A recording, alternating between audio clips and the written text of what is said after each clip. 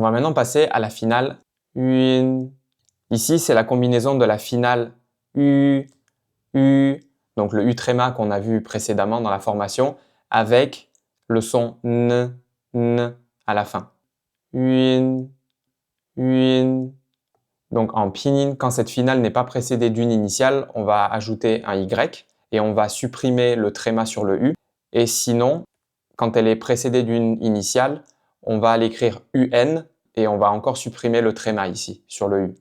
Alors ici, petite précision, la finale one qu'on a vue précédemment, elle s'écrit aussi UN en pinyin quand elle est précédée d'une initiale.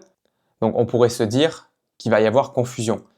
Mais en fait, il n'y a pas de confusion parce que la finale UIN, elle n'existe qu'avec les initiales J, Q et X, alors que ces initiales-là, elles n'existent pas avec la finale one qu'on a vue juste avant.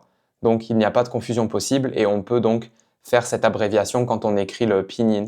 Donc, par exemple, si on reprend la table du pinyin ici, donc on va à la finale one, one, ici on a la finale one, et donc on voit que cette finale, elle n'existe pas avec les initiales J, Q et X.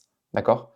Alors que si on va avec la finale UIN, UIN, donc le U tréma N, on voit qu'elle existe seulement avec les initiales J, Q et X. Donc il n'y a pas de confusion possible.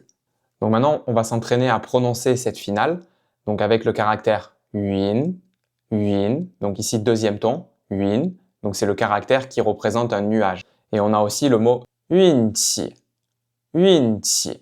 Donc ici quatrième ton puis ton neutre et ce mot veut dire la chance.